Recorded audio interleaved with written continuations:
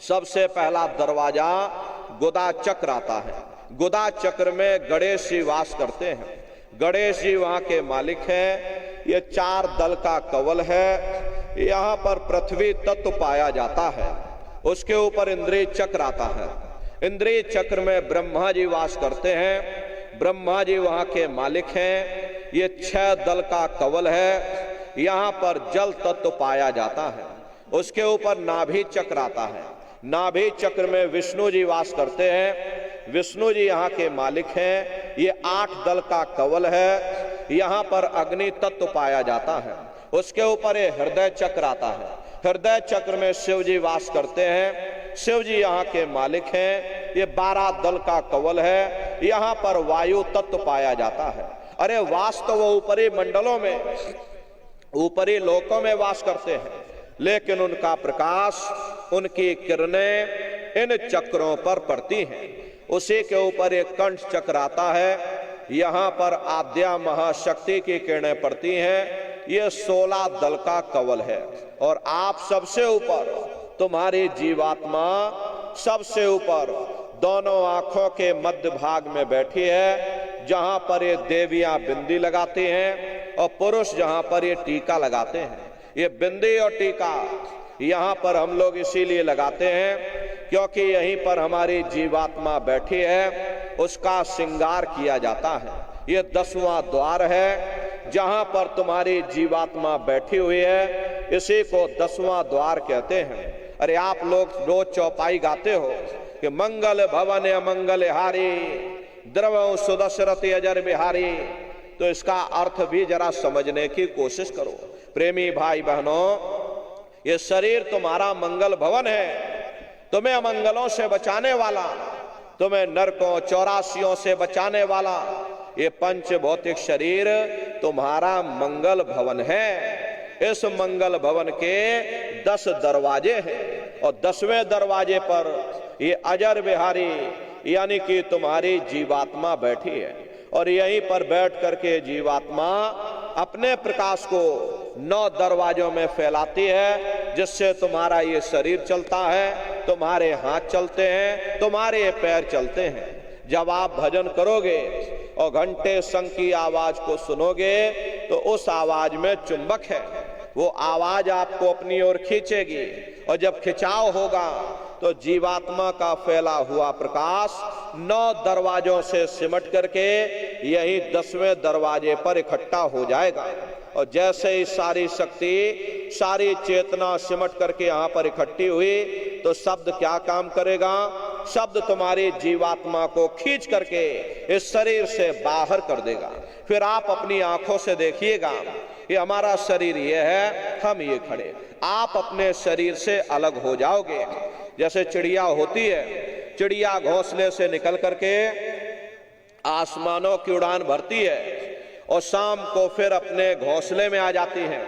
ऐसे ही तुम्हारी ये जीवात्मा इस शरीर रूपी घोंसले से निकल करके ब्रह्मांडों की सैर करेगी, देवी देवताओं के दर्शन करेगी, भगवान राम के दर्शन करेगी, भगवान कृष्ण के दर्शन करेगी और घूम करके फिर अपने शरीर रूपी घोंसले में वापस आ जाएगी।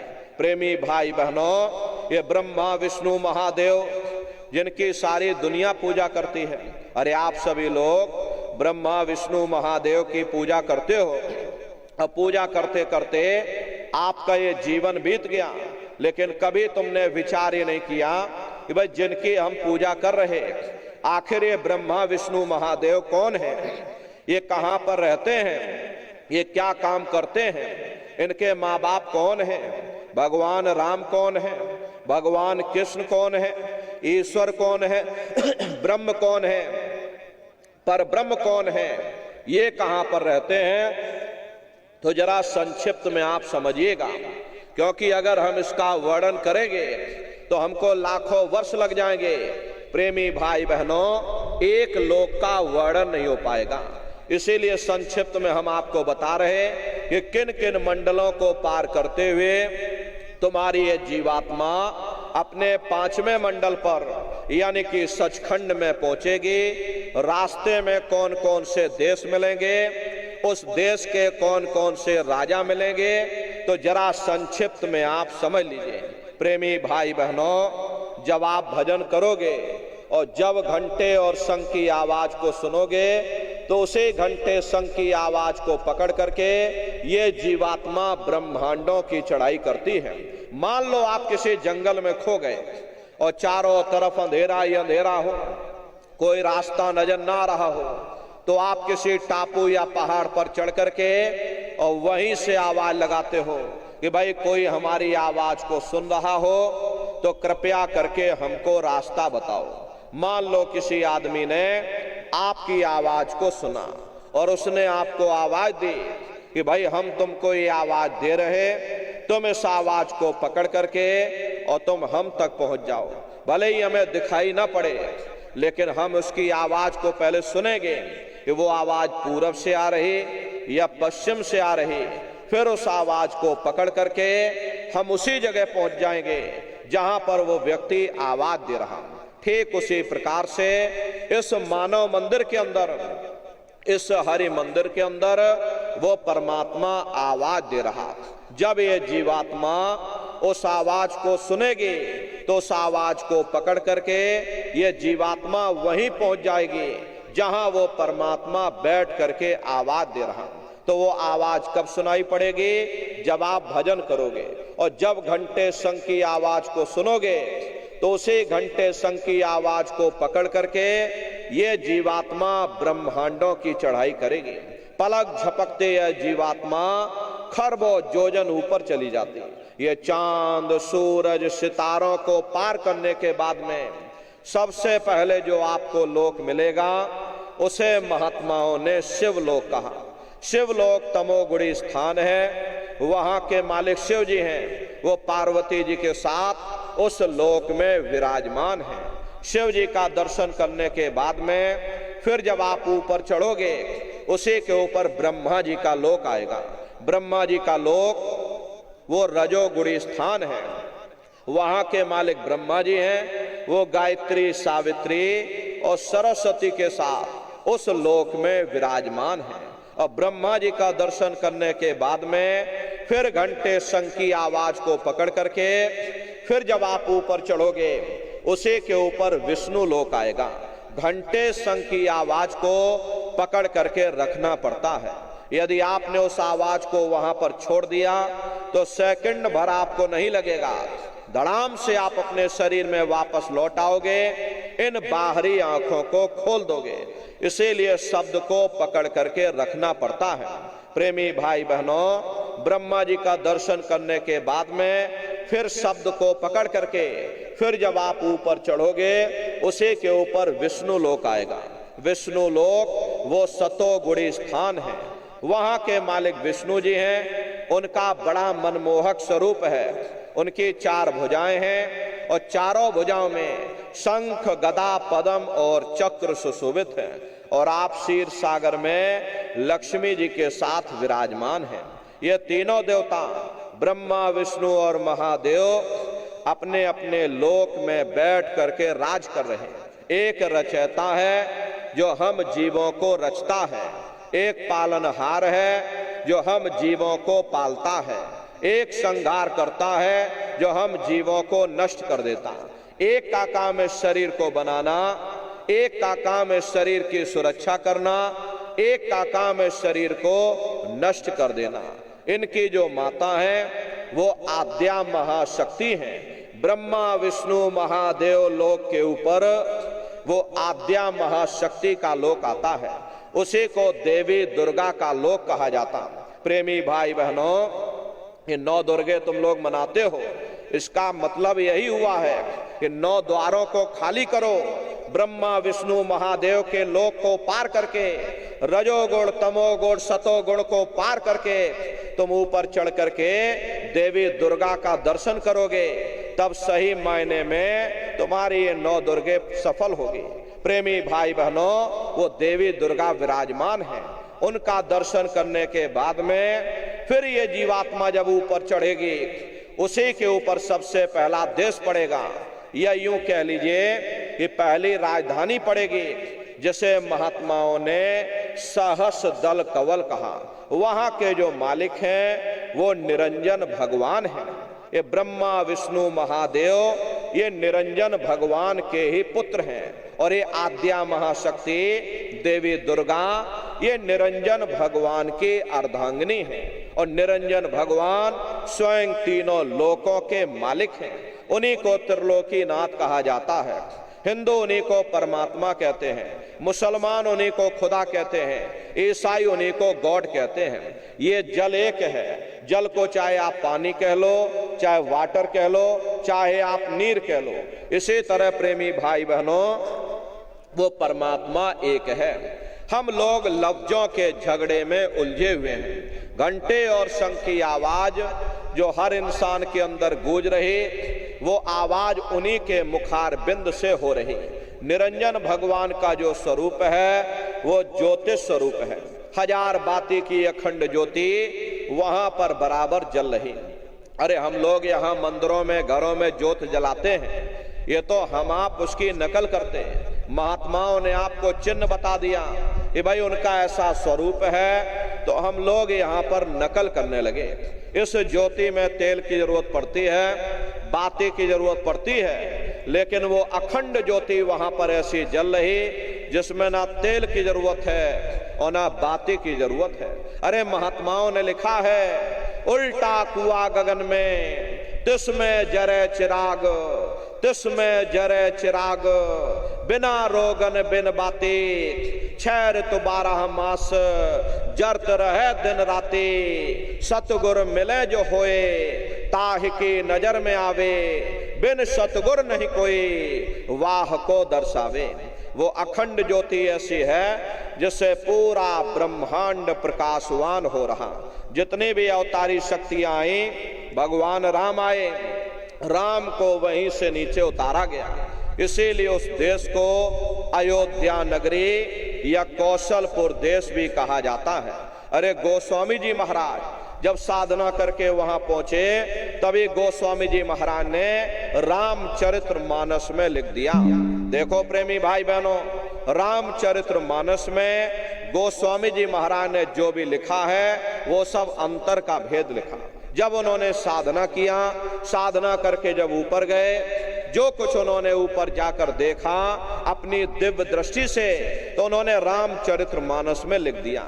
आप लोग ऊपर गए नहीं, आपने कुछ देखा नहीं, इसीलिए आप अर्थों को समझ नहीं पाते हो और अर्थ का अनर्थ कर देते हैं। तो क्या लिखा गोस्वामी जी महाराज ने? देखिए गोस्वामी जी महाराज रामचरित्र मानस में ही लिखते हैं कि मुद्यो नैन त्रिशत में भयो, पुन चितवत कौशलपुर गयो। जब मैंने अपने बाहर की आंख बंद की, मेरी अंतर की आंख खुल गई और मैं क्या देख रहा हूं, मैं कौशलपुर देश में पहुंच गया। मोह विलोक राम मुस्काई, मुझे देख करके भगवान राम प्रसन्न हो गए। उन्होंने ऊपर जाने का मुझे रास्ता दे दिया। मैं ऊपर जा करके क्या देख रहा हूं, उधर माज सुनंडज राया, देखें बहु ब्रह्मांड निकाया, अति विचित्र ताहलोक अनेका, रचना अधिक एक तेका। विचित्र विचित्र भांत के वहां पर लोक बने हुए, एक से बढ़कर एक सुंदर सोने के वहां पर महल बने जिनकी शोभा अवर्णीय है। प्रेमी भाई बहनों, वो असली अयोध्या नगरी है, वो भगवान राम का असली देश है। जब आप लोग साधना करके वहां पहुंचोगे, अपनी दिव्य दृष्टि से उस अयोध्या नगरी को जब आप स्वयं देखोगे, अरे तुम देखते रह जाओगे, ये क्या ईश्वर की लीला है, कैसी उसकी कारीगरी है, अनंत उसकी सत्ता है, अनंत उसका प्रकाश है। उसी आनंद को पाकर के बड़े बड़े राजे महाराजाओं ने अपने राजकाज पर ठोकरें मार दी और जंगलों में जाकर के नंगे हो करके नाचने लगे। इतना आनंद, इतनी खुशी उन साधकों को होती है। मीराबाई को जब वो दौलत मिल गई, मीराबाई ने अपना राजपाट छोड़ दिया और मीराबाई कहने लगी, मैं मिल जाए पाए पीऊ अपना, तब मेरे पीर बुझानी, मीरा सुरत शब्द सहलानी। कबीर साहब को जब वो दौलत मिल गई और अन्य महात्माओं को जब वो दौलत मिल गई, उन्होंने ऊपर चढ़ करके उस अयोध्या नगरी को देखा भगवान राम के देश को देखा तो कलम तोड़ करके लिख दिया। अरे चिल्लाने लगे, अचरज देखा भारी साधो, अचरज देखा भारी रे, बिना बजाए निस्दिन बाजे, घंटा शंख नगारी रे, बहरा सुन सुन मस्त होते है, तन की खबर बिसारी रे, बिन भूमि के महल बना है, तामे जो तुजारी रे, अंधा देख देख सुख पावे, बात बतावे सारी रे, जीता मर कर फिर जी जावे, बिन भोजन बलधारी रे, ब्रह्मानंद संत जन बिरला, को समझे बात हमारी रे। प्रेमी भाई बहनों, वो असली अयोध्या नगरी है, वो भगवान राम का असली देश है। अरे राम जी का दर्शन करने के बाद में फिर तुम्हारी यही जीवात्मा दूसरे मंडल की आवाज को पकड़ करके और दूसरे मंडल की चढ़ाई करेगी। श्याम तज श्वेत को गहना, सुरत को तान धुन सुनना, बंक के द्वार धस बैठो और त्रिकुटी जाए कर लेना। उसी के ऊपर दूसरा देश आता है जिसे महात्माओं ने त्रिकुटी देश कहा। वहां के जो मालिक हैं वो ब्रह्म है, वहीं से मन और माया की उत्पत्ति हुई, वहीं से तीन गुणों रजोगुण तमोगुण सतोगुण तीनों गुणों की उत्पत्ति वहीं से हुई। ये जो आपके वेद हैं, वेदों को सारी दुनिया पढ़ती है, वेदों की भी उत्पत्ति उसी स्थान से हुई है।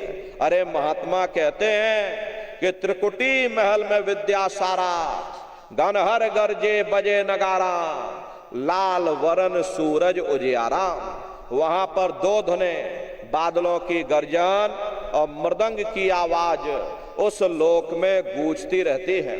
जैसे पहले स्थान पर भगवान राम के देश में घंटे और शंख की आवाज गूंजती है, ऐसे दूसरे मंडल पर यानी कि ब्रह्म के देश में बादलों की गर्जन और मृदंग वहां पर बजता रहता, ओम का जाप बराबर वहां होता रहता। ब्रह्म का जो स्वरूप है लाल वरन सूरज उजियारा।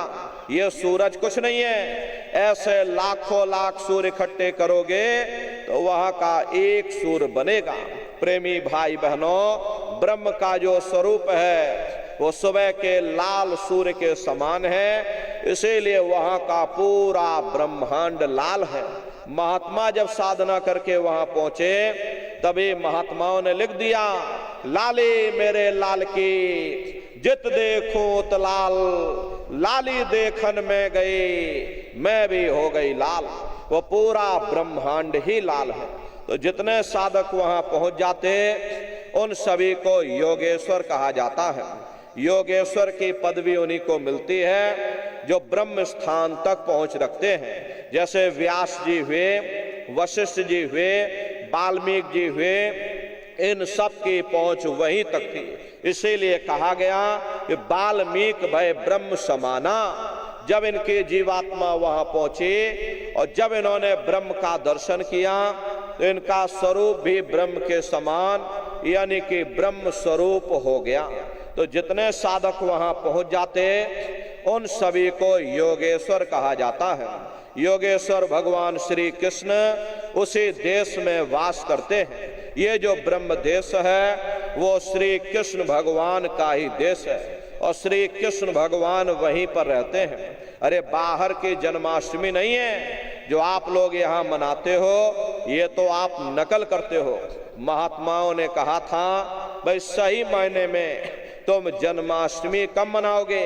जब तुम्हारी ये जीवात्मा पांच तत्व जल पृथ्वी अग्नि वायु आकाश और तीन गुण रजोगुण तमोगुण सतोगुण यानी पांच तत्व तीन गुणों से परे हो करके ब्रह्म देश में पहुंच करके जब तुम कृष्ण भगवान का दर्शन कर लोगे तब सही मायने में जन्म अष्टमी मनाई जाएगी। वहां कृष्ण भगवान का दर्शन करने के बाद में फिर तुम्हारी यही जीवात्मा तीसरे मंडल की आवाज को पकड़ करके और तीसरे मंडल की चढ़ाई करेगी। आगे पहुंचे सुन झंकार, ररंकार धुन सुनी पुकार, आगे श्वेत सुन्न है भाई, मान सरोवर पैठ नाही। उसी के ऊपर तीसरा देश आता है, जिसे महात्माओं ने सुन्न देश कहा, उसी को रारंग देश कहा जाता, उसी को अक्षर और नेति कहा जाता। वहां के जो मालिक हैं वो रारंग पुरुष यानी कि पर ब्रह्म पुरुष है। वहां किंगरी और सारंगी दो धुनें उस लोक में गूंजती रहती हैं। और पर ब्रह्म पुरुष का जो स्वरूप है वो पूर्णमासी के चंद्रमा के समान बड़ा ही मनमोहक स्वरूप है। इसी स्थान पर प्रेमी भाई बहनों एक बहुत बड़ा अमृत का सरोवर बना हुआ है, जिसे महात्माओं ने मान सरोवर कहा। जब तुम्हारी ये जीवात्मा उस मान सरोवर में जाकर स्नान कर लेगी तो जन्म जन्मांतरों के तुम्हारे मैले पाप कर्म साफ हो जाएंगे। अरे यहाँ के पानी से तुम्हारे कर्मों की सफाई नहीं होने वाली, ये बाहर का पानी तुम्हारे शरीर के मैल को धो सकता है, लेकिन जो पापों का मैल है, जो अंतःकरण में कर्मों की गंदगी, पुण्य और पाप के बोझे जो आपने अपने ऊपर लाद रखे हैं, वो जब साफ होंगे जब आप तीसरे मंडल पर पहुंच करके उस गंगा में डुबकी लगाओगे। उस गंगा में स्नान करने के बाद में ये जीवात्मा हंस रूप हो जाती है। हंसन मिले हंसा हो जाई, मिले जो अमीय आहारा है। जीवात्मा का खुद का प्रकाश उस अमृत के सरोवर में स्नान करने के बाद में 16 सूर्य के बराबर हो जाता है। फिर यही जीवात्मा चौथे मंडल की आवाज को पकड़ करके चौथे मंडल की चढ़ाई करती है। 2 पर्वत के संग निहारो, भंवर गुफा ते संत पुकारो। 2 पर्वतों को पार करने के बाद में वो बड़ा सुंदर देश आता है, जैसे महात्माओं ने भंवर गुफा कहा। वहां के जो मालिक हैं वो सोहंग पुरुष हैं। मां नहीं है, हापे अंग की मात्रा, सोहंग पुरुष। वहां बंसी यानी मुरली की मधुर ध्वनियां सदा उस लोक में उच्चारण होती रहती। और सोहंग पुरुष का जो स्वरूप है वो दोपहर के सूर्य के समान महाप्रकाशवान स्वरूप है। अरे स्वरूप में अंतर है। पहले स्थान पर निरंजन भगवान का जो स्वरूप है वो ज्योतिष स्वरूप है। दूसरे स्थान पर ब्रह्म का जो स्वरूप है वो सुबह के लाल सूर्य के समान है। तीसरे स्थान पर ब्रह्म पुरुष का जो स्वरूप है वो पूर्णमासी के चंद्रमा के समान है। चौथे स्थान पर सोहंग पुरुष का जो स्वरूप है वो दोपहर के सूर्य के समान महाप्रकाशवान स्वरूप है। वहां के धनी का दर्शन करने के बाद में ताके परे धाम सतनामा, बीन बजे सतलोक ठिकाना। सोहंग देश के ऊपर वो 5वां देश आता है, जिसे महात्माओं ने सचखंड देश कहा। वो सचखंड देश अजर अमर अविनाशी सदा एक रस रहने वाला देश है। वहां न काल है, न कर्म है, न दुख है, न संताप है, न पुण्य है, न पाप है। जो जीवात्माएं वहां पर पहुंच जाती हमेशा के लिए जन्म मरण के बंधनों से आजाद हो जाती। वहां के जो मालिक हैं वो सत्पुरुष भगवान हैं, जिनके रोम रोम में खरबों खरब सूरज चांद सितारे प्रकाशवान। वही हमारे आपके सच्चे मालिक हैं, वही हमारे आपके सच्चे पिता हैं। अरे हमको आपको वहीं से नीचे उतारा गया, फिर शब्द को पकड़ करके शब्द शब्द पौड़ी पर चढ़कर पहुंचो सचखंड सतनाम।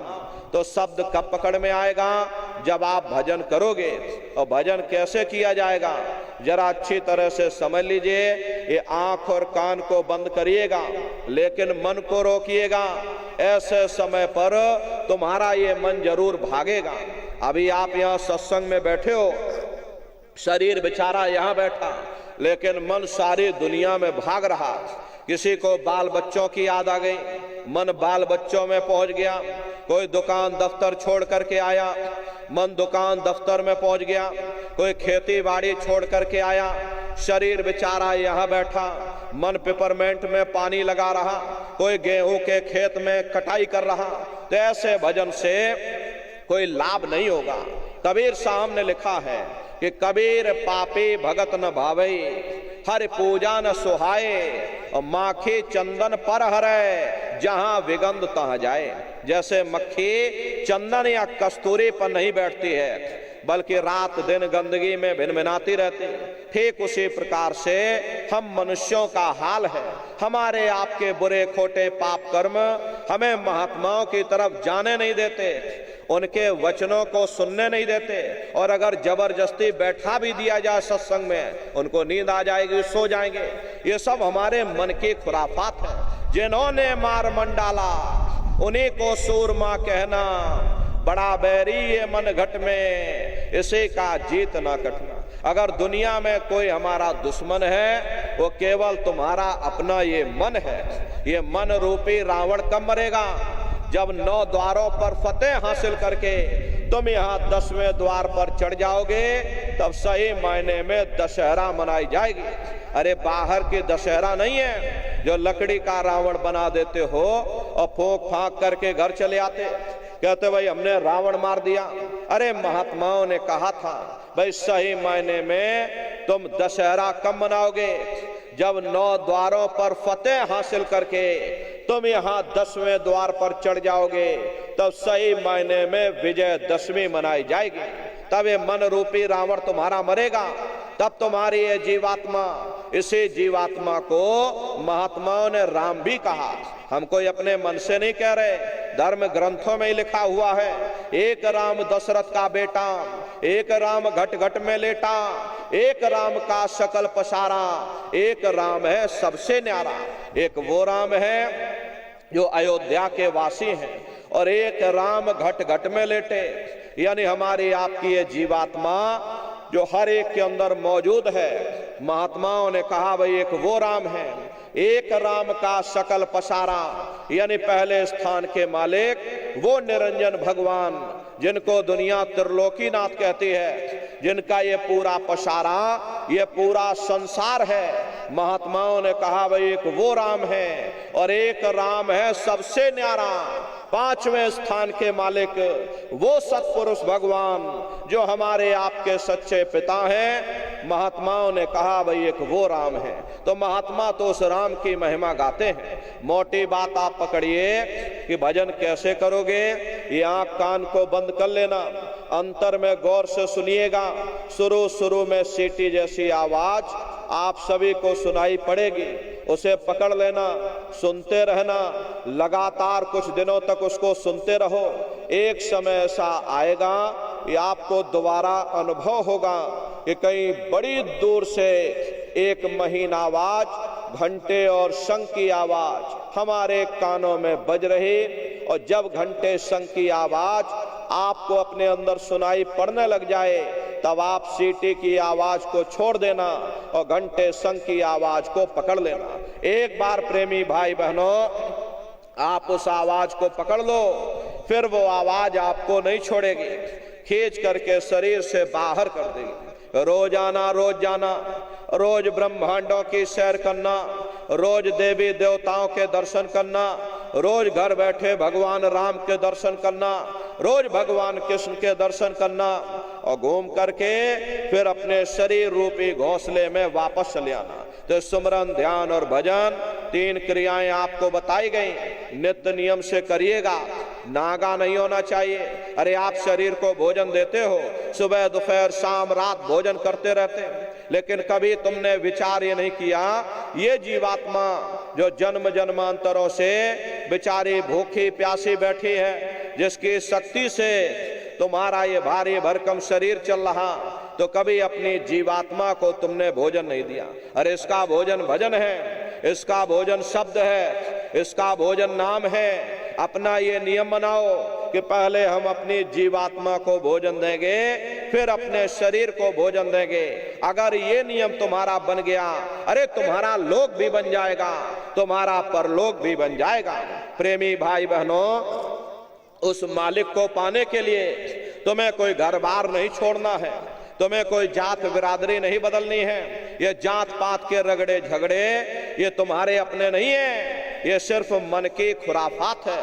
अरे आप अपनी बुद्धि से विचार करिए, जब गुरु नानक साहब नहीं आए थे तब कोई सिख नहीं था, जब मोहम्मद साहब नहीं आए थे तब कोई मुसलमान नहीं था, जब ईसा मसीह साहब नहीं आए थे तब कोई ईसाई नहीं था, और पीछे लौटते चले जाओ तो केवल मनुष्य मनुष्य रह जाते हैं। ये रगड़े झगड़े किसने पैदा किए? ये हमने आपने पैदा किए। अरे कोई भी महात्मा यहाँ पर आकर के ना कोई कौम बनाने आता है, न कोई महात्मा यहाँ मजहब चलाने आते हैं, न कोई यहाँ जात बिरादरी को बदलने आते हैं, और ना ही आप हमारे हाथों में ये डंडे और तलवारें देने के लिए आते हैं। अरे आप तो सच्चा मार्ग, सनातन मार्ग समझाने के लिए इस धराधाम पर शरीर रूप में अवतरित होते हैं। महात्मा कोई जात बिरादरी नहीं देखते, अरे महात्मा कोई ऊंच नीच भेदभाव पैदा नहीं करते। अगर महात्माओं ने भेदभाव किया होता तो देखो भगवान राम जंगलों में रहने वाली आदिवासी महिला शबरी का जूठा बेर भगवान राम नहीं खाते। निर्मल मन जन सो मोह पावा, मोह कपट छल छिद्र न भावा।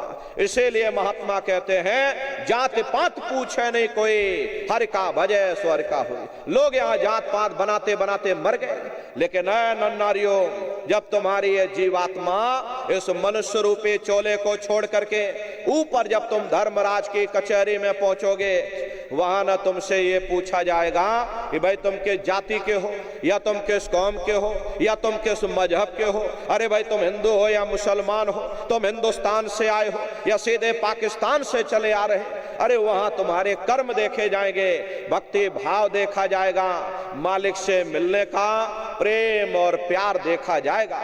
इसीलिए महात्मा कहते हैं भाई मालिक को पाने के लिए तुम्हें जात बिरादरी बदलने की जरूरत नहीं है, तुम्हें घर परिवार छोड़ने की जरूरत नहीं है, तुम्हें बाल बच्चे छोड़ने की जरूरत नहीं है, तुम्हें जंगलों पहाड़ों में भटकने की जरूरत नहीं है, तुम्हें काले नीले पीले कपड़े पहनने की जरूरत नहीं है, तुम्हें गर्म पानी ठंडे पानी में गोता लगाने की जरूरत नहीं है, तुम्हें साधु सन्यासी और बाबा बनने की जरूरत नहीं है। अरे भाई तुम अपने अपने घर परिवार में रहो, अपने अपने बाल बच्चों के साथ रहो, अपने अपने समाज में रहो, समाज के रीत नीत नियम के अनुसार रहो, मेहनत और ईमानदारी से काम करो, और 24 घंटे में से घंटा 2 घंटा समय निकाल करके सुमरन ध्यान और भजन करिएगा।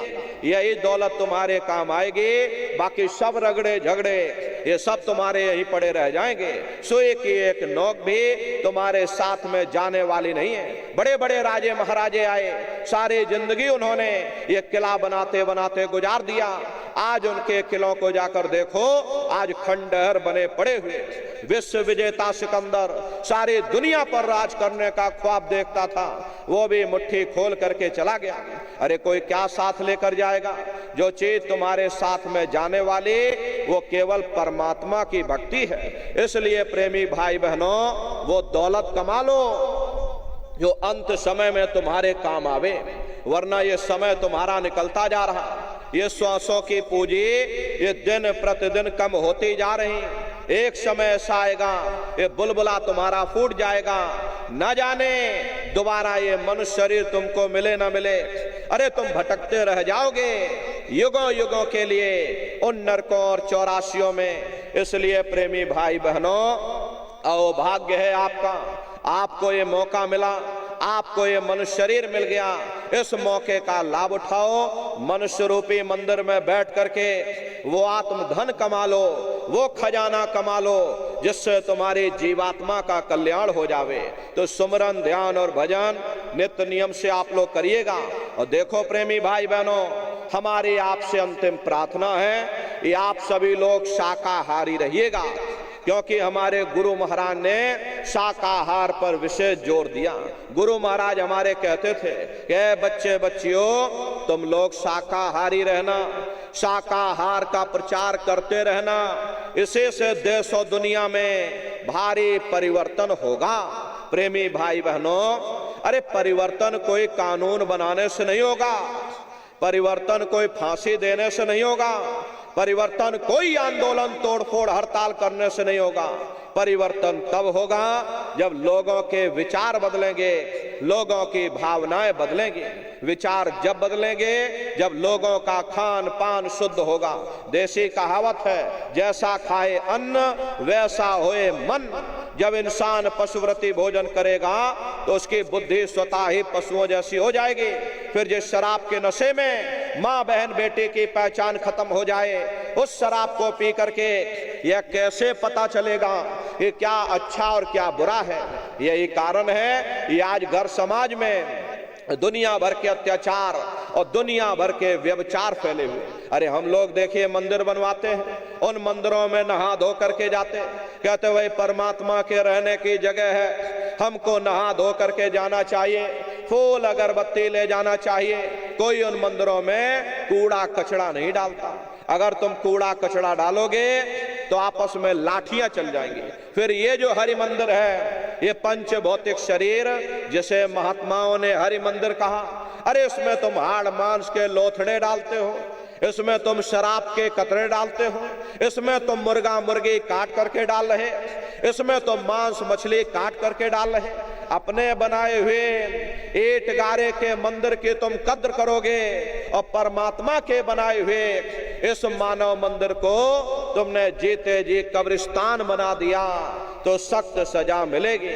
अरे महात्माओं ने लिखा है, तिल भर मच्छी खाए के कोट गौ दे दान, काशी करवट जामरे निश्चय नरक निदान। यदि तिल भर भी मच्छी खा करके फिर चाहे कोटान कोट तुम गौओं का दान करो और काशी में जा करके मत्था रगड़ते रगड़ते अपनी पूरी जिंदगी वहां पर गुजार दो, फिर भी तुमको तुम्हारे गुनाहों की सजा मिलेगी, कोई बच नहीं सकता। क्योंकि ये कर्म भूमि है, यहाँ तुम जैसा कर्म करोगे वैसा फल तुमको मिलेगा। देखिए इस कर्कश प्रेमी भाई बहनों, कर्म भूमि पर कृष्ण भगवान तक नहीं बच पाए। उस समय बाली को छिप करके बाण मारा, वही बाली कृष्ण अवतार में बहेलिया बन करके आ गया और कृष्ण भगवान के पैरों में पद्म चमकता था। हिरण की आंख समझ करके बहेलिये ने निशाना मार दिया और जब पास में आकर के देखा कृष्ण भगवान थे। अफसोस करने लगे, लेकिन कृष्ण भगवान ने उसको समझाया कि भाई इसमें तुम्हारा कोई दोष नहीं। उस समय हमने तुमको मारा, आज तुमने हमको मार दिया, हमारा तुम्हारा अदला बदला पूरा हो गया। कर्म प्रधान विश्व रच राखा, जो जस करे सो तस फल चाखा। ये कर्मों का ऐसा देश है, यहाँ तुम जैसे बीज बोगे वैसे ही फसल काटोगे। इसलिए प्रेमी भाई बहनों, हमारी आपसे प्रार्थना है कि आप सभी लोग शाकाहारी रहिएगा। ये तरह तरह की बीमारियां जो आज के समय में आ रही, इसका मुख्य कारण एक ही है, लोगों का खान पान गंदा हो गया।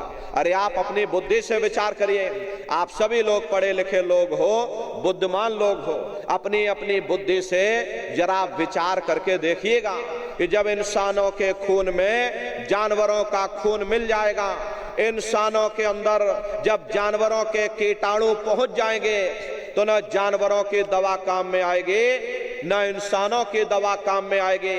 तो परिणाम क्या होगा, ऐसी महामारियां फैलेंगी। अभी कोरोना जैसी महामारी आई, पूरा विश्व तबाह हो गया। लोग अपने अपने घरों में कैद हो गए, कोई किसी से मिलने को तैयार नहीं। न जाने कितने घर परिवार उजड़ गए, न जाने कितनी लाशें बह गई, न जाने कितने बच्चे अनाथ हो गए, न जाने कितनी माताएं विधवा हो गई। लाखों लाख रुपया लेकर के लोग अस्पतालों के चक्कर काटते रह गए, एक ऑक्सीजन का सिलेंडर नसीब नहीं हुआ। कारण क्या है? कारण यही है, जब जानवरों के कीटाणु इंसान के शरीर में प्रवेश कर जाएंगे, आने वाले समय में ऐसी महामारियां और फैलेंगी। हमारे गुरु महाराज सन 70 के दशक में ये भविष्यवाणी किया करते थे, बच्चा आगे नई नई बीमारी आएंगी। पहले बीमारियों की हवा चलेगी, फिर बीमारियों की आंधी आएगी, फिर बीमारियों की सुनामी आएगी। अरे लाशें पड़ी घर घर में सड़ेंगी, बचाने वाला मिलेगा ना, कोई जमाना बदलेगा। कहे जय गुरुदेव पुकार, जमाना बदलेगा। इसलिए हमारी आपसे प्रार्थना है कि आप सभी लोग शाकाहारी रहिएगा। कोई ऐसा नशा मत करो जिससे बुद्धि तुम्हारी पागल हो जाए, घर में माँ बहन बेटे की पहचान खो दो। अरे आप अपने आप को कट्टर हिंदू मानते हो, अरे भाई हम कट्टर हिंदू हैं, हमसे बड़ा सनातनी दुनिया में कोई नहीं, हम भगवान राम को मानने वाले, हम बजरंगबली को मानने वाले, हम भगवान कृष्ण को मानने वाले। अरे भाई आप राम को मानते हो और आप कृष्ण को मानते हो तो उनके आदर्शों पर भी चलना सीखो। भगवान राम ने कभी नहीं कहा कि तुम मांस खाओ, भगवान कृष्ण ने कभी नहीं कहा कि तुम शराब पियो। जितने देवी देवता अवतार हुए सभी यही कह करके गए, अहिंसा परमो धर्म। अगर हमने किसी को बनाया नहीं, मिटाने का अधिकार हमारे पास नहीं। अरे आप इंसान हो, इंसान का काम है दया करने का, दया धर्म का मूल है। इसलिए आप जीवों पर रहम करो, रूहों पर रहम करो। सभी लोग शाकाहारी रहना, शाकाहार का प्रचार अपने अपने क्षेत्रों में बराबर आप लोग करते रहिएगा। अरे सतयुग कैसे आएगा, राम राज कैसे आएगा? राम राज कोई भाषण देने से नहीं आएगा, राम राज कोई नारा लगा देने से नहीं आएगा, राम राज कोई भगवा फहरा देने से नहीं आएगा, राम राज कोई हिंदू मुसलमान करने से भी नहीं आएगा। अरे भाई राम राज जब आएगा जब लोगों के अंदर अच्छे विचार आएंगे, वरना राम के समय में भी रावण जैसे असुर होते थे, कृष्ण के समय में भी कंस जैसे असुर होते थे। अरे तब भी लड़ाइयां होती थी, तब भी युद्ध हुआ करते थे। राम राज का मतलब है अच्छे विचारों का आना, और अच्छे विचार जब आएंगे जब हर इंसान मानव धर्म का पालन करेगा। अरे मानव धर्म क्या कहता है? सत्य, दया, अहिंसा, प्रेम और करुणा, यही मानव धर्म का आधार है। जब मानव के अंदर मानवता आ जाएगी, मानव के अंदर दया आ जाएगी, मानव के अंदर करुणा आ जाएगी, ये मानव दूसरों की पीड़ा को अपनी पीड़ा समझने लग जाएगा। अरे जब इंसान के अंदर इंसानियत आ जाएगी तब सही मायने में देश में राम राज आ जाएगा। इसीलिए महात्माओं ने कहा है राम राज को लाना है तो पहले मानव धर्म अपनाना है। मानव को पहले मानव धर्म अपनाना पड़ेगा, मानव को मानवीय गुण अपनाने पड़ेंगे। इसीलिए हमारे गुरु महाराज कह करके गए, बच्चा गांव गांव जा करके तुम हमारे संदेशों को जन जन के बीच में पहुंचा दो। गांव गांव के लोग शाकाहारी हो जाएं, गांव गांव के लोग सदाचारी हो जाएं, गांव गांव के लोग चरित्रवान हो जाएं, आंखों में माँ बहन बेटे की पहचान कायम हो जाए। तो जब हमारा ये गांव बदल जाएगा तो ये पूरा समाज बदल जाएगा, निश्चय एक कलयुग में सतयुग आ जाएगा। इसलिए प्रेमी भाई बहनों, धर्म के प्रचार में आप सभी लोग अपना अपना योगदान दीजिएगा। देखिए हमारे गुरु महाराज को, हमारे गुरु महाराज परम संत बाबा जय गुरुदेव जी महाराज ने एक अच्छे समाज के निर्माण के लिए, चरित्रोत्थान के लिए, लोगों को शाकाहारी और सदाचारी बनाने के लिए 116 वर्ष की आयु तक अथक मेहनत और परिश्रम किया। हमारे गुरु महाराज ने अपने गुरु की याद में मथुरा दरबार में इतना विशाल मंदिर बनवाया। अरे गुरु महाराज हमारे कहते थे, बच्चा मंदिर का वो देवता वहां पर बैठ करके बरकत बांट रहा। अरे आप लोग आइए, वहां कोई रुपया पैसा नहीं चढ़ाया जाता, कोई चंदा चुटकी नहीं। अरे आप लोग आए, मंदिर के देवता के सामने अपनी एक बुराई को चढ़ा दीजिए। वहां पर बुराई चढ़ाई जाती है कि हम आज से मांस मछली नहीं खाएंगे, हम आज से अंडा शराब का सेवन नहीं करेंगे, हम आज से झूठ नहीं बोलेंगे, हम आज से किसी को धोखा नहीं देंगे। आप अपनी एक बुराई चढ़ा दो, आपकी एक मनोकामना पूरी होगी। ऐसा वरदानी मंदिर हमारे गुरु महाराज ने अपने गुरु की याद में मथुरा दरबार में बनाया है।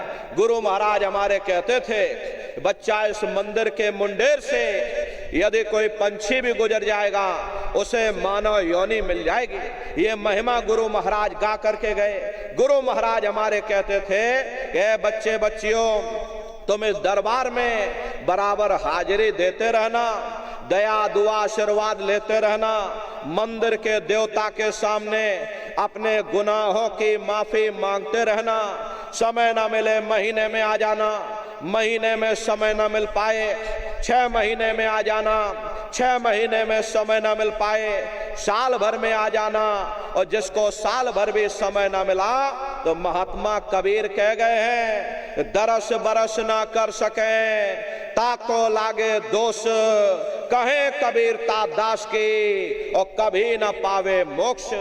गुरु महाराज हमारे मन से कहते थे कि नारियों, मैंने जो कुछ पाया है वो अपने गुरु की बदौलत ही पाया है, और अगर तुम मेरे गुरु को ही भुला दोगे बच्चा मैं तुमको भुला दूंगा। अरे छोड़ दिया जो मथुरा खितौरा, चैन कहीं ना पाओगे, होगा तेरा कोई ना सहारा, आखिर में पछताओगे। इसलिए प्रेमी भाई बहनों, हमारी आपसे प्रार्थना है, अपने दरबार में बराबर हाजिरी देते रहना, दया दुआ आशीर्वाद लेते रहना, मंदिर के देवता के सामने अपने गुनाहों की माफी मांगते रहना। वो हम प्रेमियों का दरबार है, हम प्रेमियों का गुरुद्वारा है। देखो शंकर भगवान और पार्वती जी को उत्तराखंड की तरफ चले जा रहे थे, चलते चलते शंकर जी ने जमीन पर लेट करके दंडवत प्रणाम किया। पार्वती जी ने पूछा कि भगवान ये बताइए, यहाँ न कोई पेड़ है, ना कोई पशु है, ना कोई पंछी है, अरे आप किसको प्रणाम कर रहे? तब शंकर जी ने उत्तर दिया कि पार्वती या भूमि की क्या कहूं वर्णन भाग्य, 10,000 वर्ष पूर्व संत रहे यही जाग। ये पार्वती जमीन के बहुत बड़े भाग्य हैं। आज से 10,000 वर्ष पहले एक संत महात्मा जमीन पर आकर सत्संग कर गए थे, मैं जमीन को प्रणाम कर रहा हूं। आज हमारे गुरु महाराज 50 वर्ष मथुरा आश्रम पर रह करके अपने चरणों से वहां के कण कण को पवित्र किया। प्रेमी भाई बहनों, वो हम प्रेमियों का गुरुद्वारा है, हम प्रेमियों का दरबार है। अपने दरबार में बराबर हाजिरी देते रहना। देखिए अभी भंडारे का कार्यक्रम हमारे गुरु महाराज परम संत बाबा जय गुरुदेव जी महाराज का ये वार्षिक पावन भंडारा 17 मई से 21 मई तक मथुरा दरबार में मनाया जाएगा। तारीख आप सभी लोग याद रखिएगा, 17 मई से 21 मई तक हमारे गुरु महाराज का ये वार्षिक पावन भंडारा होने जा रहा। तो आप सभी प्रेमी भाई बहन इस भंडारे के अवसर पर सपरिवार सादर आमंत्रित हैं। आप लोग पधारिएगा, अरे अपने दरबार का दर्शन करना। देखिए मथुरा दरबार में हमारे गुरु महाराज की एक छोटी सी गौशाला भी है। हमारे गुरु महाराज के पास में कुल 2 गाय थी। 2 गायों का इतना बड़ा परिवार है, बाहर से कोई गाय नहीं मंगवाई, 2 गायों का इतना बड़ा परिवार है। ये आज के समय में करीब करीब 3,000 गायें हैं और 3,000 के ऊपर सांड है। गौशाला अलग है और नंदीशाला अलग है। हमारे यहाँ किसी को बाहर नहीं भेजा जाता, क्योंकि हमारे गुरु महाराज कह करके गए कि बच्चा ये मेरी प्यारी गाय है, इनको यहीं रखना, यहीं पर प्रेमी भाई बहनों भोजन पानी कराना। गुरु महाराज आदेश दे करके गए। इसीलिए चाहे गाय हो चाहे बैल हो, हमारे यहाँ किसी को बाहर नहीं भेजा जाता। गायों के लिए अलग से गौशाला है, सांडों के लिए अलग से नंदीशाला बनी है। उसी के बगल में अपना एक बहुत बड़ा कॉलेज है, जिसमें 2,500 से 3,000 बच्चे निःशुल्क विद्या अध्ययन करते हैं। और उसी के बगल में अपना एक बहुत बड़ा अस्पताल गुरु महाराज के नाम से बन करके तैयार हो चुका। प्रेमी भाई बहनों, वो गुरु महाराज की कर्म भूमि है और हमारे गुरु महाराज की जन्म भूमि, जहां पर हमारे गुरु महाराज का जन्म हुआ, अरे आपके पड़ोस में ही जिला इटावा ग्राम खितौरा पड़ता है। जैसा भव्य मंदिर मथुरा दरबार में बना हुआ, उसी तरह से भव्य मंदिर गुरु महाराज की जन्मभूमि पर बन करके तैयार हो चुका। ये जो आप पोस्टर देख रहे हो, ये गुरु महाराज की जन्मभूमि का मंदिर है। और इधर जो ये पोस्टर लगा है, ये मथुरा दरबार का मंदिर है। तो समय निकाल करके दरबार में आप लोग पधारिएगा, अपने अपने बच्चों को भी साथ में ले करके आइएगा।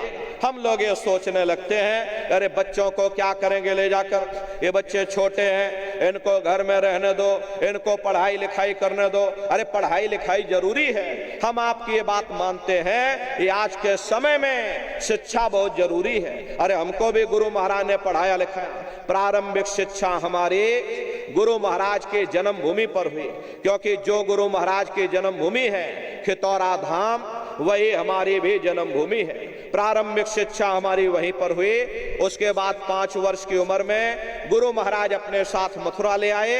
आगे की तैयारी गुरु महाराज ने मथुरा में कराई। तो कहने का मतलब यह है कि हमारे गुरु महाराज ने हमको भी पढ़ाया लिखाया। लेकिन प्रेमी भाई बहनों, पढ़ाई लिखाई के साथ साथ अच्छे संस्कार भी जरूरी हैं। और संस्कार कोई MA BA की डिग्री कर लेने से नहीं पड़ जाते, संस्कार कोई डिप्लोमा कर लेने से ही नहीं पड़ जाते।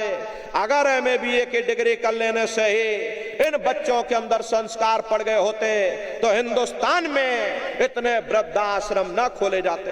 अरे संस्कार पढ़ेंगे महात्माओं के वचनों से, संस्कार पढ़ेंगे सत्संग के माध्यम से।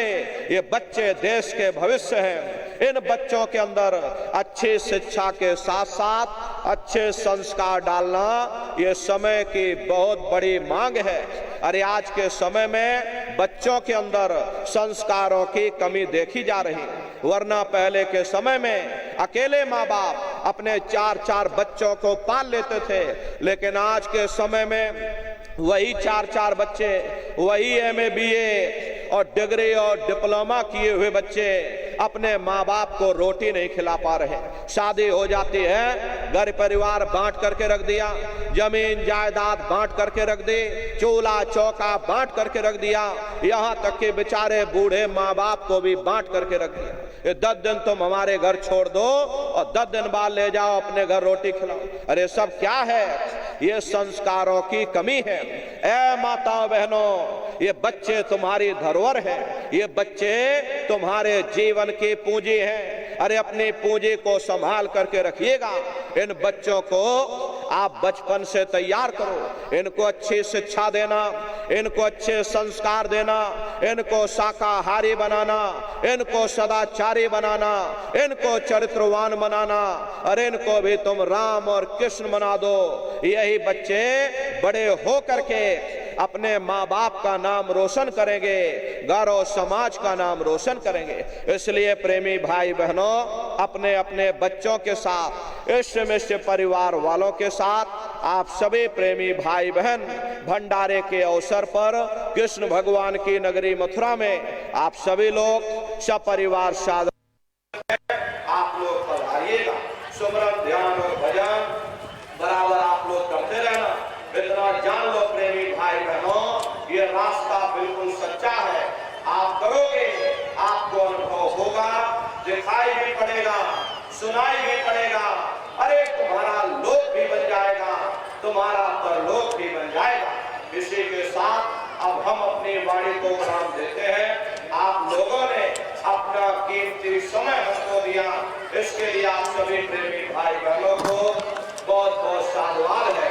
कहने सुनने में यदि हमसे कोई गलती भूल चूक हुई हो, हम छोटे हैं, आप सभी लोग हमारी माताएं बहनें बूढ़े बुजुर्ग हमको छोटा समझ करके आप सभी प्रेमी भाई बहन हमको क्षमा कीजिए। बोलो जय गुरुदेव। आप सभी लोग खड़े हो जाइए, सभी लोग खड़े हो करके मालिक के पावन नाम का सभी प्रेमी भाई बहन प्रेम से स्नान करेंगे। बोलो जय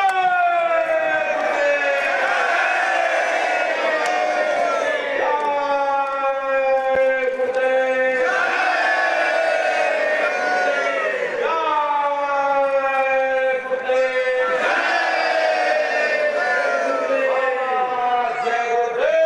जी महाराज का कहना है।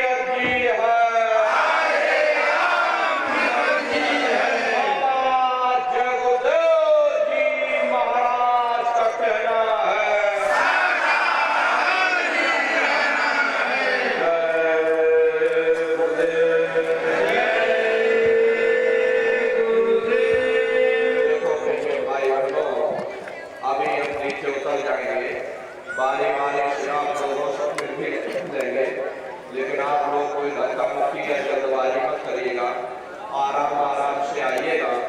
सबसे पहले हमारी माताएं बहनें आएंगी, उसके बाद भाई लोग आएंगे। माताएं बहनें लाइन लगा करके सर को बिल्कुल पूरा ढक करके आप लोग आइएगा।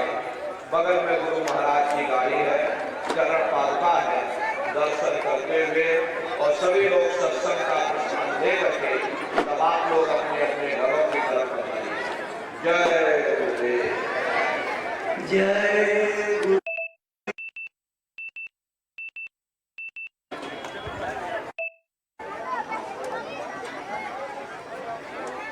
प्रेमी भाई बहनों, पूज्य महाराज जी अब आप सब लोगों से मिलने के लिए मंच के नीचे आ रहे हैं। भाइयों थोड़ा धीरे रखिए, पहले बहन माताओं को मिलने का अवसर दे देंगे।